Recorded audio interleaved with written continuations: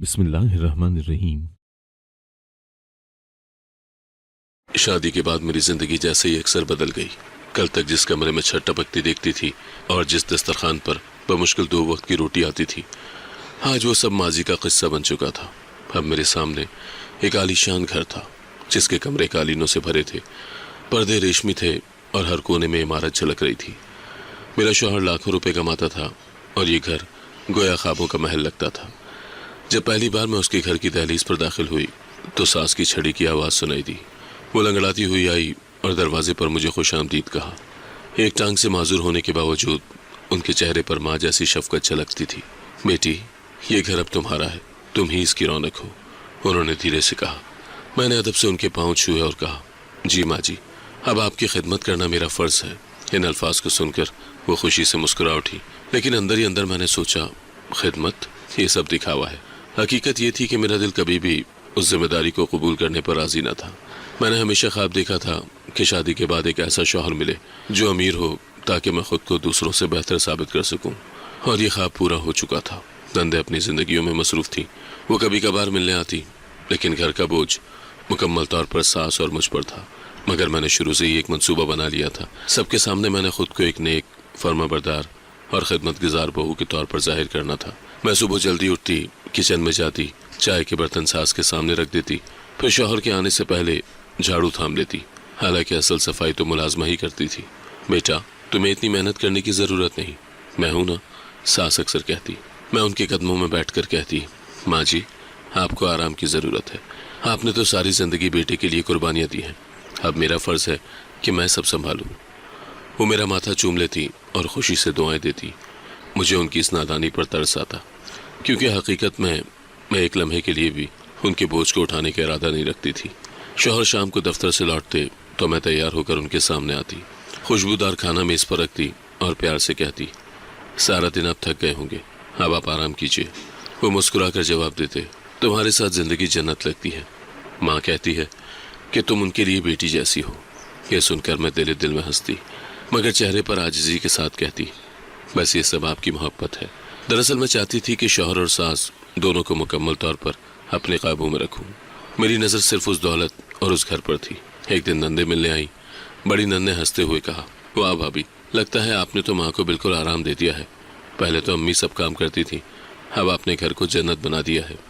मैंने मुस्कुरा कर कहा, अरे नहीं जी, अम्मी को तो आराम मिलना ही चाहिए। अब वो हमारे लिए दुआ करें, बाकी सब मैं संभाल लूँगी। सास ने सर हिलाकर कहा, हाँ बेटी, वाकई मेरी बहू फरिश्ता है। उनके अल्फाज सुनकर मैंने चाय का कप बढ़ाया, मगर दिल में एक खंजर सा चला। फरिश्ता, काश उन्हें पता होता कि मैं उनकी खिदमत के नाम पर सिर्फ खेल खेल रही हूँ। रात को मैं अपने कमरे में बैठी आईने के सामने मेकअप उतार रही थी।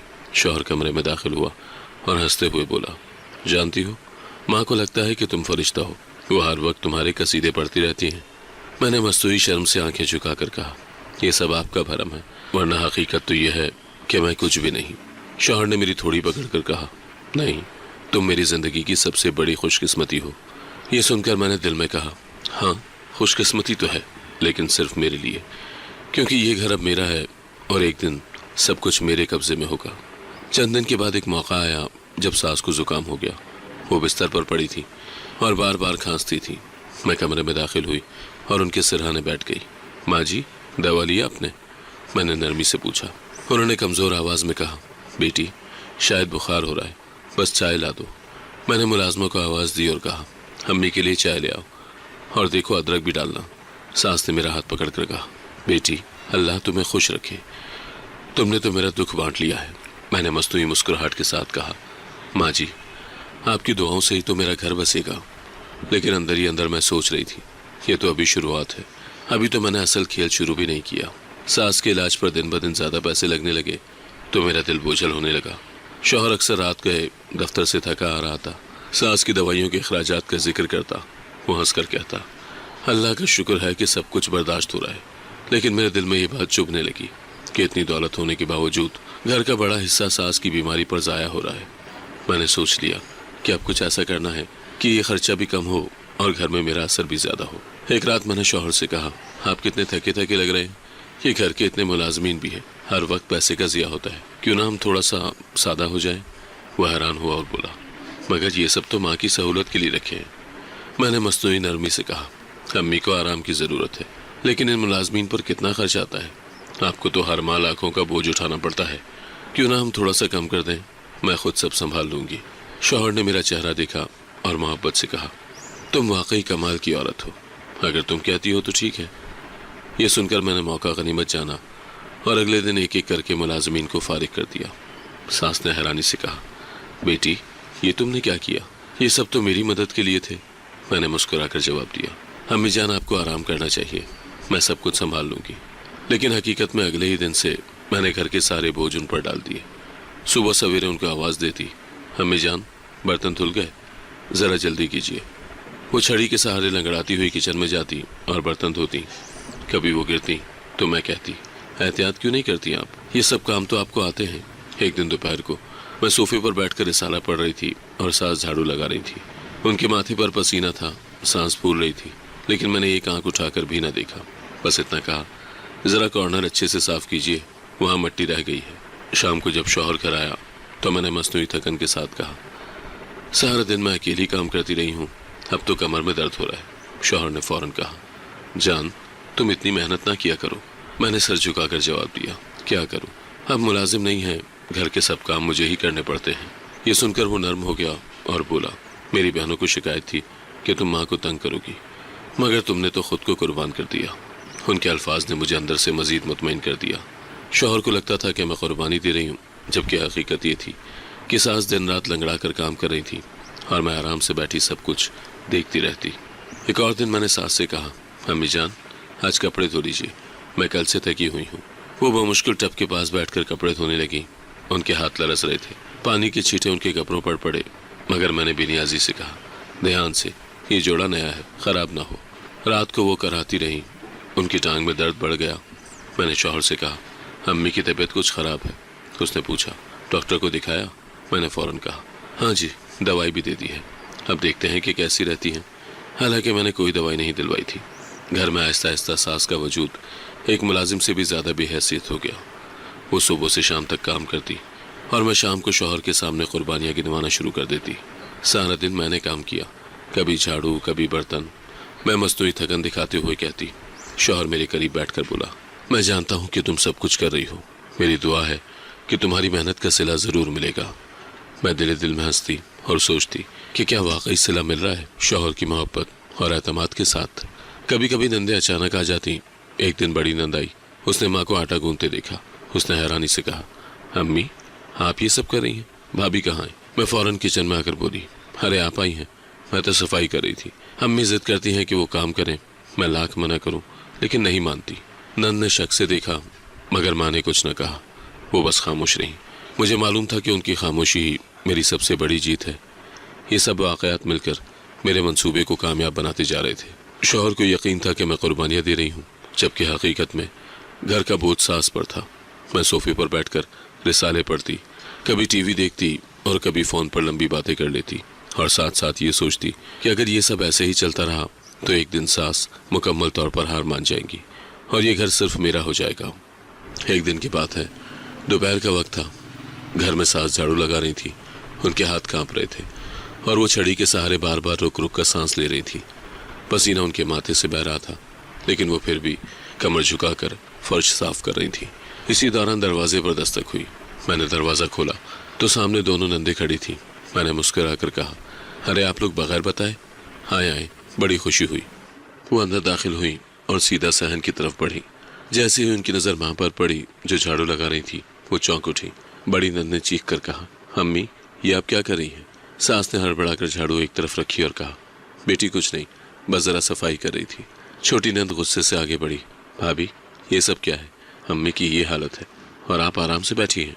मैंने फ़ौरन मसनूई घबराहट दिखाई और कहा, अरे नहीं नहीं, आप गलत समझ रही हैं, मैं तो अभी पानी लेने ही जा रही थी। अम्मी ने जिद की कि झाड़ू खुद लगाएंगी। छोटी नंद ने तेज़ लहजे में कहा, यह सब ड्रामा है, हम देख रहे हैं कि आपने अम्मी को नौकरानी बना दिया है।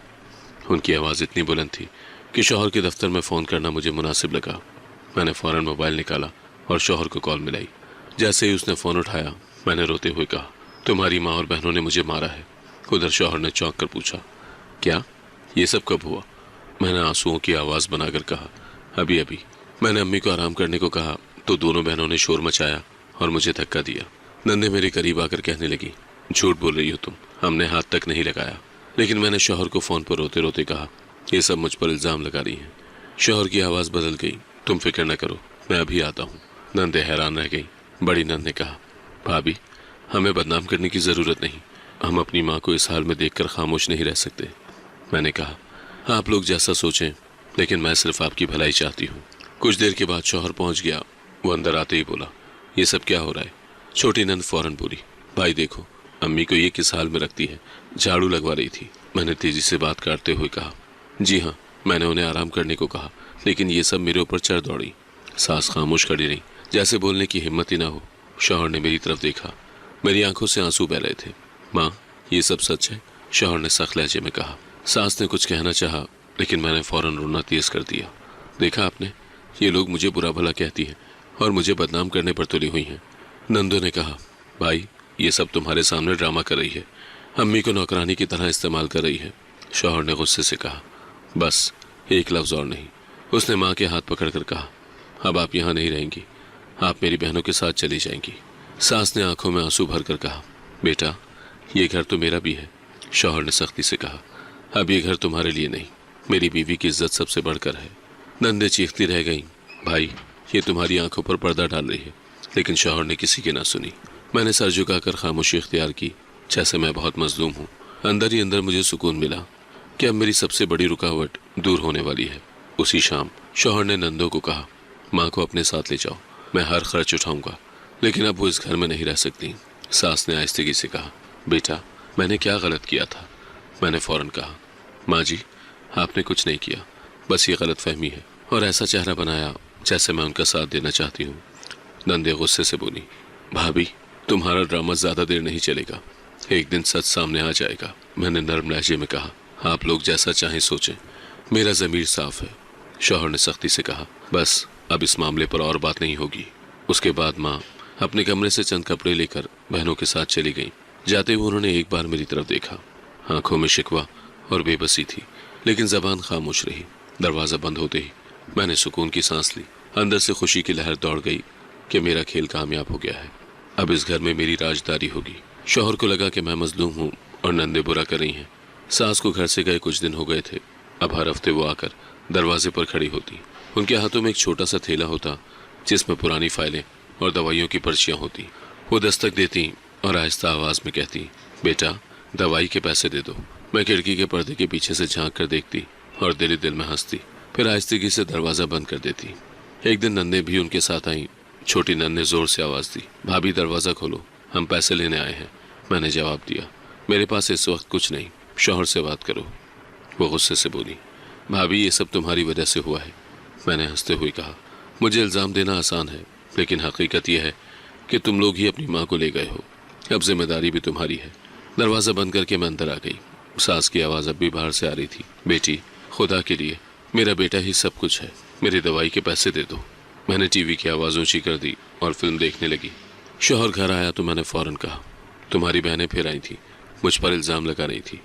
वो बोला, उनकी बातों को दिल पर मत लो, मुझे पता है तुम उन सबसे बेहतर हो। ये सुनकर मुझे मज़ीद सुकून मिला कि शौहर मुकम्मल तौर पर मेरे काबू में है। अब मेरी ज़िंदगी का मामूल मुख्तलिफ हो चुका था। सुबह देर से उठती, आंखों में सुरमा लगाकर आईने के सामने लंबी देर गुजारती, नाश्ता मैं मुलाजमा से बनवाती और ख़ुद आराम से रिसाला पढ़ती। दोपहर को मैं और मेरी सहेलियाँ ख़रीदारी के लिए निकल जाती, महंगे कपड़े और जेवरात ख़रीद कर आती। हर बार मैं अपने दिल में सोचती कि अब मैं इस घर की असल मलिका हूँ। सास का हाल दिन ब दिन ख़राब हो रहा था।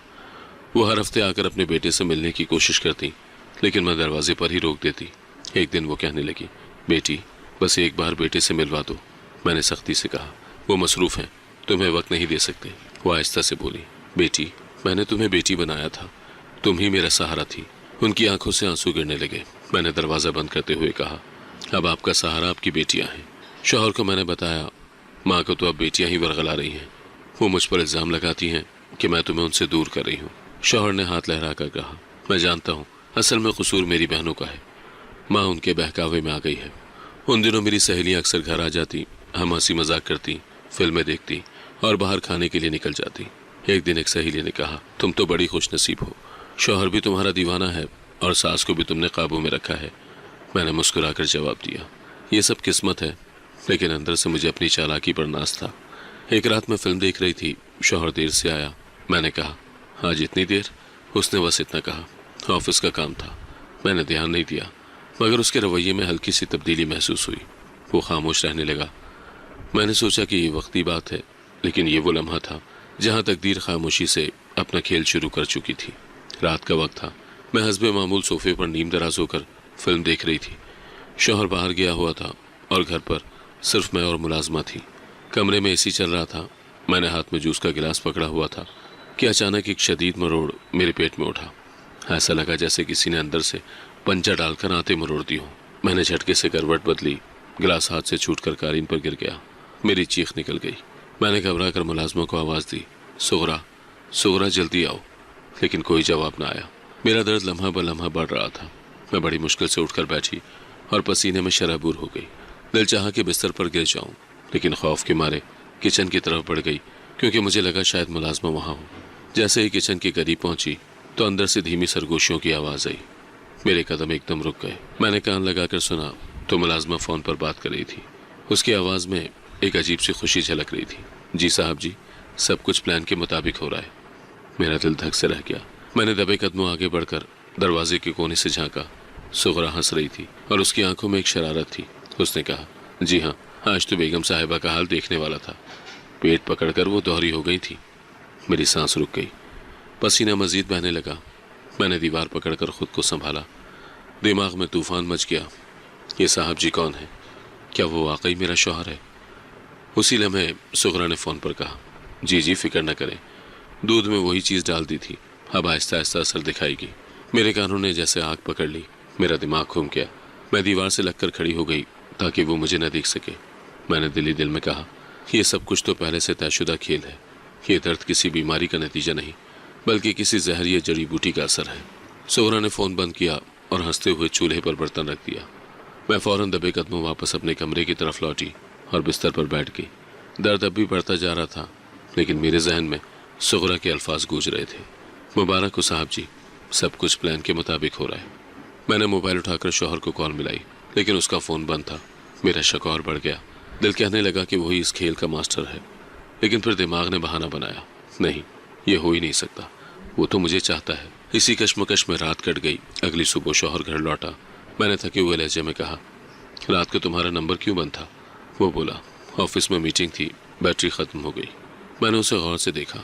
اس کا چہرہ بالکل سنجیدہ تھا، لیکن میرے دل میں ایک وسوسہ بیٹھ گیا کہ شاید وہ جھوٹ بول رہا ہے۔ اسی دوران ملازمہ چائے لے آئی۔ اس نے مسکرا کر کہا، بیگم صاحبہ، آج طبیعت کیسی ہے؟ میں نے سخت لہجے میں جواب دیا، ٹھیک ہے، تمہیں کیا؟ وہ جھینپ گئی اور خاموشی سے نکل گئی۔ شوہر نے کہا، یہ بیچاری کتنی خدمت کرتی ہے، تمہیں ہر وقت اس پر شک کیوں رہتا ہے؟ میں نے سر جھکا لیا اور کچھ نہ کہا۔ دل میں سوچا کہ کتنی اچھی اداکاری کر رہی ہے یہ ملازمہ۔ اگلے چند دنوں میں میرا درد بار بار اٹھنے لگا۔ کبھی کھانے کے بعد میں نے شوہر سے کہا، مجھے ڈاکٹر کے پاس لے چلو۔ اس نے بے پرواہی سے جواب دیا، یہ سب معمولی ہے، کل چلیں گے۔ لیکن میں جانتی تھی کہ یہ معمولی نہیں، یہ کچھ اور تھا۔ میں نے اگلے دن ارادہ کیا کہ چھپ کر ان کی بات چیت سنوں گی۔ شام کو شوہر گھر آیا تو میں نے ملازمہ پر نظر رکھی۔ رات کے کھانے کے بعد جب سب اپنے کمروں میں چلے گئے تو میں دبے قدموں کچن کے پاس گئی۔ وہاں شوہر اور ملازمہ آہستہ آواز میں بات کر رہے تھے۔ شوہر کہہ رہا تھا، یاد رکھو، زیادہ جلدی نہ کرو، آہستہ آہستہ اثر ہونا چاہیے۔ ملازمہ بولی، جی صاحب جی، فکر نہ کریں، ابھی تک ویسا ہی ہو رہا ہے جیسا آپ چاہتے تھے۔ میری ٹانگوں سے جیسے جان نکل گئی۔ اب شک کی کوئی گنجائش نہ تھی۔ یہ سب ایک کھیل تھا اور اس کھیل کا مالک میرا اپنا شوہر تھا۔ کمرے میں آ کر میں نے دروازہ بند کیا اور بیڈ پر بیٹھ گئی۔ سانسیں بھاری تھیں، دل تیزی سے دھڑک رہا تھا۔ دماغ میں ایک ہی سوال بار بار گونج رہا تھا، یہ صاحب جی کون ہے؟ میرا دل کہتا تھا کہ یہ میرا اپنا شوہر ہے، لیکن عقل ماننے کو تیار نہیں تھی۔ میں نے خود کو سمجھانے کی کوشش کی، نہیں، یہ اتفاق ہو سکتا ہے۔ لیکن پھر مجھے شوہر کا بدلتا ہوا رویہ یاد آتا۔ پچھلے کچھ دنوں سے وہ فون ساتھ لے کر باتھ روم جاتا تھا، میرے سامنے بات کرنے سے کتراتا تھا اور میری آنکھوں میں آنکھیں ڈال کر بات کرنے کے بجائے نظریں چراتا تھا۔ پیٹ کا درد ایک بار پھر بڑھنے لگا۔ میں نے تکیہ پکڑ کر اپنے پیٹ پر دبایا۔ پسینہ ماتھے سے بہہ رہا تھا، لیکن درد سے زیادہ خوف نے مجھے جکڑ رکھا تھا۔ میں نے فیصلہ کیا کہ حقیقت جانے بغیر अब मुझे सुकून नहीं मिल सकता। अगली सुबह नाश्ते की मेज पर बैठते हुए मैंने शौहर को गौर से देखा। वो अखबार में नजरें गाड़े हुए था। मैंने आहिस्तगी से पूछा, कल रात कहाँ थे? तुम काफ़ी देर से आए थे। उसने बेपरवाही से कहा, ऑफिस का काम था, देर हो गई। मैंने दोबारा कहा, फ़ोन भी बंद था, तुम्हें कॉल की थी। वो थोड़ा चौंका, फिर बोला, बैटरी ख़त्म हो गई थी।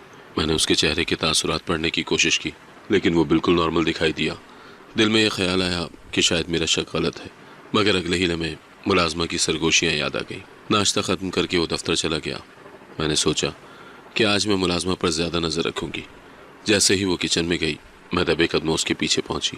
वो किसी से फ़ोन पर कह रही थी, जी साहब जी, फ़िक्र न करें, बेगम साहिबा ने कल फिर पेट पकड़कर बैठ जाना था। बिल्कुल वैसा ही हुआ। मेरी आंखें फटी की फटी रह गई। दिल चाहा कि फ़ौरन उसके मुंह पर तमाचा मारूं, लेकिन मैंने खुद को रोक लिया। सोचा, नहीं, अभी वक्त नहीं, मुझे पहले पता करना है कि ये खेल कितना गहरा है। दोपहर के वक्त मेरी एक पुरानी सहेली मिलने आई। मैंने हल्की सी मुस्कुराहट के साथ उससे बातें शुरू की, लेकिन दिमाग मेरा कहीं और ही था। उसने कहा, तुम बहुत कमज़ोर लग रही हो, खैरियत है? मैंने टालने के लिए कहा, बस थकन है और कुछ नहीं। लेकिन उसके जाने के बाद मैं आईने के सामने खड़ी हुई और अपने चेहरे को गौर से देखा। आंखों के नीचे हल्के आ गए थे, होंठों की रंगत फीकी थी। ये सब किस वजह से हो रहा है? उसी शाम शौहर ने आते ही पूछा, तबीयत कैसी है? मैंने कहा, ठीक नहीं, अजीब सा दर्द रहता है। उसने मसनूई फिक्रमंदी से कहा, डॉक्टर के पास चलते हैं। लेकिन जैसे ही मैं खुश हुई, उसने फ़ौरन कहा, कल का वक्त निकालते हैं, आज मैं थका हुआ हूँ। मेरा शक और बढ़ गया। दिल ने कहा कि ये जानबूझकर मुझे डॉक्टर से दूर रख रहा है। रात को खाने के दौरान मैंने गौर किया कि वो किचन में जाकर मुलाजमा से आहिस्ता आहिस्ता कुछ कह रहा था। जैसे ही मैं करीब गई, वो बात का रुख बदल कर मुझसे पूछने लगा, तुम्हें कौन सी सब्जी सबसे ज़्यादा पसंद है? मैंने मुस्कुरा कर कहा, तुम अचानक कितना ख्याल रखने लगे हो? वो हंस दिया, लेकिन उसकी आंखों में एक अजीब सी चमक थी। अगली सुबह मैंने एक फ़ैसला किया। मेरा दिल पूरी रात तड़पता रहा और नींद आंखों से कोसों दूर थी। जैसे ही सूरज की रोशनी कमरे में दाखिल हुई, मैंने खुद से कहा, आज हकीकत का पर्दा ज़रूर उठाऊंगी। सुगरा यानी मुलाजमा हमेशा सुबह सवेरे बाजार जाने के बहाने घर से निकलती थी। आज मैंने तय किया कि उसका पीछा करूंगी। वो मामूल के मुताबिक टोकरी उठाए दरवाजे से निकली। मैंने दुपट्टा ओढ़ा और आहिस्ता आहिस्ता उसके पीछे चलने लगी। मेरा दिल ज़ोर ज़ोर से धड़क रहा था और पेट का दर्द भी बार बार मरोड़ की तरह उठ रहा था, मगर तजस्सुस और गुस्सा मुझे आगे बढ़ा रहा था। वो गलियों से गुजरती हुई मेरे शौहर की माँ के मोहल्ले की तरफ जा रही थी। मेरे कदम और भी दबे दबे थे ताकि उसे पता न चले। एक मकाम पर उसने पीछे मुड़कर देखा तो मैंने फ़ौरन करीब की सब्जी की दुकान पर खड़े होने का बहाना बनाया। जब वो आगे बढ़ी तो मैंने फिर उसका पीछा शुरू कर दिया। आखिरकार वो एक छोटे से घर के सामने रुकी। ये वही जगह थी जहाँ मेरी सास अब अपनी बेटियों के साथ रहती थी। सुगरा ने दरवाज़ा बजाया और नन ने अंदर से दरवाज़ा खोल दिया। मैंने एक खंबे के पीछे खड़े होकर ये सब देखा। सुगरा अंदर दाखिल हो गई और दरवाज़ा बंद हो गया। मेरा तजस्सुस अब ज़ब्त से बाहर होने लगा। मैं आहिस्ता आहिस्ता आगे बढ़ी और खिड़की के करीब जाकर खड़ी हो गई। वहाँ से अंदर का मंजर साफ दिखाई दे रहा था। जो मंजर मेरी आंखों के सामने आया, उसने मेरी रूह तक हिला दी। शौहर कमरे के बीचों बीच बैठा था। उसके करीब सास मौजूद थी, जो धीरे धीरे उससे बात कर रही थी। सुगरा पास बैठी हंस रही थी। शौहर ने बड़े इत्मीनान से कहा, माँ, फिक्र न करें, सब कुछ वैसा ही हो रहा है जैसा हमने सोचा था। वो खुद ही अपने अंजाम को पहुँच जाएगी। मेरी सांस रुकने लगी, मेरा दम घुटने लगा। ये वही अल्फाज थे जिनसे मैं डर रही थी। मेरा शक अब यकीन में बदल चुका था। सास ने आंखों में आंसू भर कर कहा, बेटा, क्या ये सब ज़रूरी था? आखिर वो बहू है, चाहे जैसी भी हो। शौहर ने गुस्से से कहा, माँ, उसने आप पर झूठा इल्ज़ाम लगाया, आपको घर से निकाला। क्या आप भूल गई कि किस तरह उसने मुझे आपके खिलाफ किया था? नहीं, ये सज़ा तो उसे भुगतनी ही होगी। सुगरा हंसते हुए बोली, जी बिल्कुल साहब जी, अब उसकी हालत देखने वाली है। कल तो वो पेट पकड़कर सोफे पर गिर गई थी। मेरी आंखों से आंसू बहने लगे। दिल चाहा कि अंदर जाकर सब कुछ तोड़ फोड़ दूं, लेकिन मेरे कदम जैसे ज़मीन में धंस गए। मैं बस दरख्त के तने के पीछे खड़े ये सब सुनती रही। छोटी नन ने कहा, भाई, हमें तो तरस आता है, आखिर वो हमारे भाई की बीवी है। शौहर ने सर्द लहजे में कहा, मैं जानता हूँ तुम्हें तरस आता है, लेकिन तुमने देखा कि उसने माँ के साथ क्या किया। अब वो अपनी हरकतों की कीमत अदा करेगी। सास ने दोबारा कहा, बेटा, बदला लेने से सुकून नहीं मिलता, छोड़ दो उसे। लेकिन शौहर ने क्या कहा लगा कर कहा, माँ, अब बहुत देर हो गई है, जो खेल शुरू हो गया है वो मुकम्मल होगा। मैं ये सब सुनकर कांपने लगी। अब मेरा यकीन पक्का हो गया कि मेरा अपना शौहर ही मुझे ख़त्म करने पर तुला हुआ है। वही शौहर जो रात को मुझे तसल्ली देता था جو میرے قریب بیٹھ کر میرے سر پر ہاتھ پھیرتا تھا وہی دراصل میرے زوال کا منصوبہ بنا رہا تھا۔ اسی دوران سغرا نے کہا، صاحب جی، میں نے آپ کے کہنے کے مطابق دودھ میں وہی پاؤڈر ڈالا ہے۔ آہستہ آہستہ اس کا جسم اندر سے ختم ہو رہا ہے، کچھ ہی دنوں میں یہ خود ہی لاغر ہو جائے گی۔ میرے کانوں میں یہ الفاظ زہر بن کر اترے۔ میں نے اپنے پیٹ کو پکڑ کر سہارا لیا، مروڑ پھر سے اٹھا، سانس لینا مشکل ہو گیا۔ میں نے کھمبے سے ٹیک لگائی تاکہ گر نہ جاؤں۔ سانس نے تھکے ہوئے لہجے میں کہا، بیٹا، خدا کے لیے یہ سب ختم کر دو، یہ گناہ ہے۔ لیکن شوہر نے کہا، ماں، اب آپ فکر نہ کریں، میں سب سنبھال لوں گا، آپ بس اپنی صحت کی فکر کریں۔ شوہر کے الفاظ میرے کانوں میں گونج رہے تھے۔ اس نے آپ پر جھوٹا الزام لگایا تھا، اب اس کی سزا ملے گی۔ میں نے دودھ میں جڑی بوٹی ڈالنا شروع کر دی ہے، جلد ہی وہ کسی قابل نہیں رہے گی۔ جیسے یہ الفاظ سنے میری ٹانگوں سے زمین نکل گئی، میرے پاؤں کے نیچے سے زمین نکل گئی، میرا جسم پسینے سے بھیگ گیا اور دل ایسے دھڑکنے لگا جیسے سینہ پھاڑ کر باہر نکل آئے گا۔ اب مجھے اچھی طرح سمجھ آ گیا کہ یہ پیٹ کا درد کوئی عام بیماری نہیں بلکہ میرے شوہر کی چال ہے۔ میں دیوار کے ساتھ ٹیک لگا کر کھڑی رہی، سانس لینا مشکل تھا۔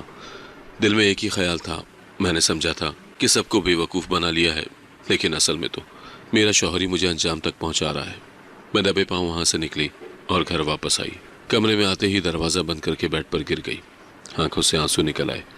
میرے دماغ میں بار بار سغرا کے جملے بھی گونج رہے تھے، جی صاحب جی، سب کچھ پلان کے مطابق ہو رہا ہے۔ اب سب کچھ صاف ہو چکا تھا۔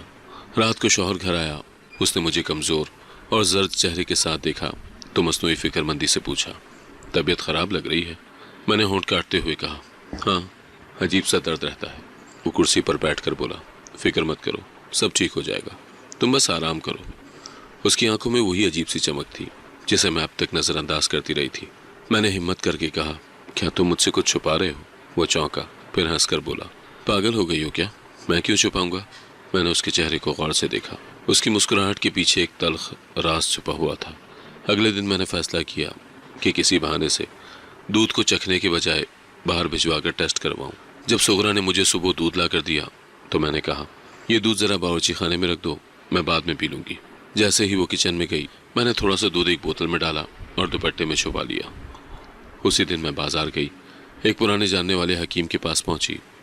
میں نے بوتل اس کے حوالے کی اور کہا، ذرا بتائیں یہ دودھ کیسا ہے؟ وہ چونک کر بولا، کیوں، کیا مسئلہ ہے؟ میں نے کہا، دیکھنا چاہتی ہوں۔ اس نے دودھ کا ذائقہ چکھا اور کچھ دیر کے بعد بولا، اس میں ایک خاص جڑی بوٹی ڈالی گئی ہے جو آہستہ آہستہ جسم کے اندرونی اعضاء کو کمزور کر دیتی ہے۔ یہ دوا علاج کے لیے نہیں بلکہ سزا دینے کے لیے استعمال ہوتی ہے۔ میرا دل جیسے سینے میں دھڑکنا بند ہو گیا۔ میں نے خوفزدہ لہجے میں کہا، کیا اس کا کوئی علاج ہے؟ وہ بولا، ہے تو، لیکن وقت بہت کم ہے۔ اگر مسلسل یہ دودھ پیتی رہی تو چند ماہ میں حالت بگڑ سکتی ہے۔ میں نے شکریہ ادا کیا اور وہاں سے نکل آئی۔ راستے میں ہر قدم مجھے بھاری لگ رہا تھا۔ اب میں جان چکی تھی کہ میرا اپنا شوہر ہی مجھے ختم کرنے کے در پہ ہے۔ گھر آ کر میں نے سغرا کو بلایا اور کہا، کل دودھ تم نے بنایا تھا؟ وہ چونکی، پھر بولی، جی بیگم صاحبہ، ہمیشہ میں ہی تو بناتی ہوں۔ میں نے سخت لہجے میں کہا، یاد رکھو، اب سے دودھ میں کچھ نہیں ڈالنا۔ وہ فوراً بولی، میں نے تو کبھی کچھ نہیں ڈالا۔ میں نے اس کی آنکھوں میں دیکھتے ہوئے کہا، جھوٹ بولنے کی ضرورت نہیں، مجھے سب پتہ چل چکا ہے۔ وہ کچھ لمحے کے لیے خاموش رہی، پھر نظریں جھکا لی۔ مجھے اس کی خاموشی ہی سچ لگنے لگی۔ رات کو شوہر میرے پاس آیا، اس نے کہا، طبیعت کیسی ہے؟ میں نے جواب دیا، بہتر ہے۔ وہ بولا، کل سے تمہارے لیے الگ سے خاص خوراک بنواؤں گا تاکہ تم جلد ٹھیک ہو جاؤ۔ میں نے دل میں کہا، ہاں ٹھیک تو ضرور ہو جاؤں گی، لیکن تمہارے منصوبے کے مطابق نہیں۔ اگلے دن میں نے خود دودھ بنانا شروع کر دیا۔ سغرا نے حیرانی سے کہا، بیگم صاحبہ، آپ کیوں زحمت کر رہی ہیں؟ میں نے کہا، اب مجھے سب کچھ خود دیکھنا ہے۔ وہ کچھ کہنا چاہتی تھی لیکن میں نے اسے کچن سے باہر بھیج دیا۔ اب میں نے اپنے طور پر علاج شروع کیا۔ حکیم نے جو نسخہ بتایا تھا وہ میں نے خفیہ طور پر لینا شروع کیا۔ ساتھ ہی میں نے سوچا کہ شوہر کو سب کچھ بتائے بغیر اسے بے نقاب کروں گی۔ اسی دوران ایک واقعہ ہوا۔ دوپہر کو شوہر نے مجھ سے کہا، آج تم نے دودھ نہیں پیا؟ میں نے مسکرا کر کہا، پی لیا تھا، صبح ہی۔ وہ مطمئن ہو گیا، لیکن مجھے یقین تھا کہ اب وہ شک کرے گا کیونکہ اس کا منصوبہ آہستہ آہستہ ناکام ہو رہا تھا۔ شام کو جب وہ سغرا سے بات کر رہا تھا تو میں دبے پاؤں قریب گئی۔ اس نے آہستہ آواز میں کہا، کل کا کیا حال رہا؟ سغرا نے جواب دیا، بیگم صاحبہ ٹھیک لگ رہی تھی۔ اس نے غصے سے کہا، یہ کیسے ہو سکتا ہے؟ میرا دل کانپ گیا۔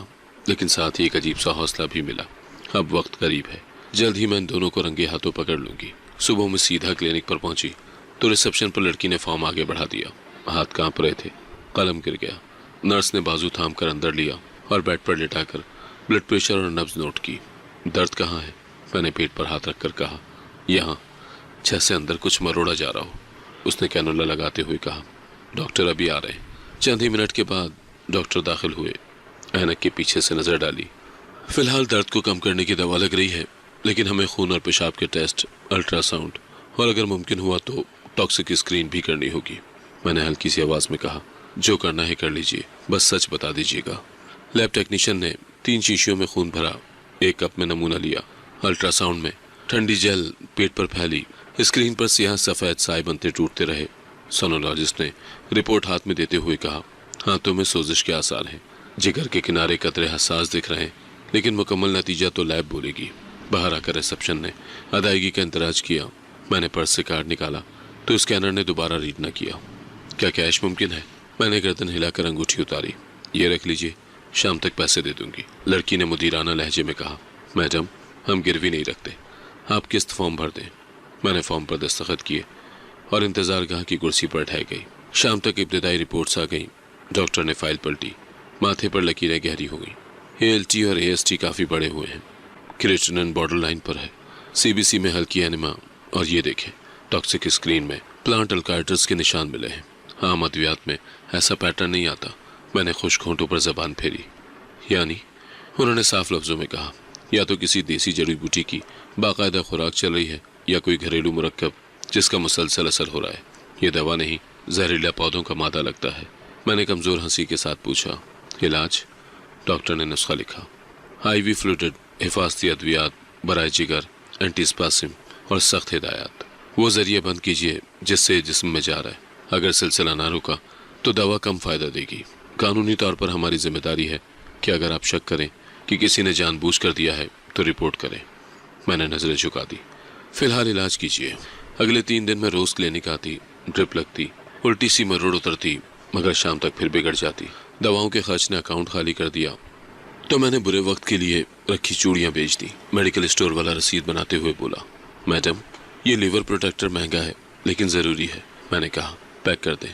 گھر آ کر میں نے دودھ کا گلاس خود ابالا، پھر سوچ کر بہا دیا۔ پانی، دلیا، ابلی سبزیاں، ڈاکٹر کی ہدایت کے مطابق۔ سغرا نے کچن میں جھانکا، آپ کو کچھ بنوانا ہو تو بول دیں۔ میں نے صفاق سردی سے کہا، آج سے تم کچن میں نہیں آؤ گی۔ وہ چپ چاپ پلٹ گئی۔ چوتھے دن درد بے قابو ہوا تو میں سیدھا سرکاری اسپتال کے ایمرجنسی وارڈ جا پہنچی۔ ہجوم، سٹیچرز، دھکم پیل، ٹوکن لیا۔ جونیئر ڈاکٹر نے کیس شیٹ بنائی۔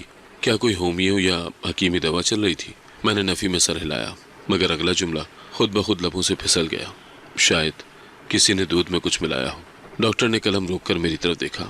ہم آپ کی بات نوٹ کر لیتے ہیں، چاہے تو میڈیکل ایگزامینیشن کر دیں۔ میں نے پہلو بدلا، ابھی نہیں۔ وارڈ بیڈ پر ڈرپ کانٹے جیسی ٹھنڈک رگوں سے گزری۔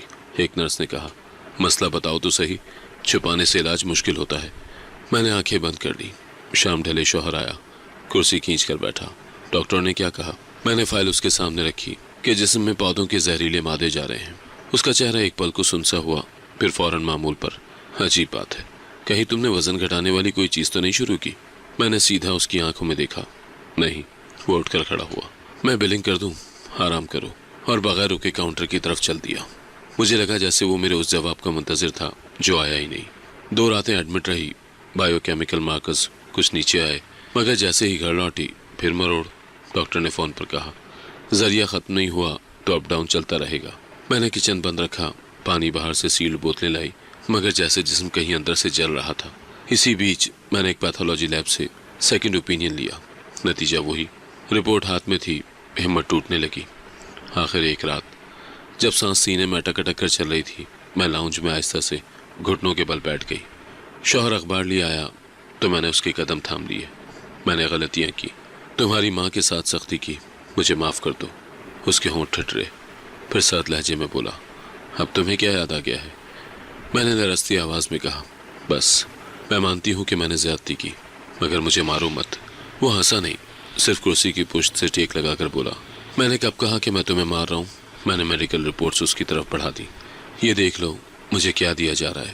اس نے فائل الٹی سیدھی کی، پھر ٹیبل پر رکھ دی۔ رپورٹس اپنی جگہ، لیکن گھر کی حدیں تم نے پہلے ہی پار کی۔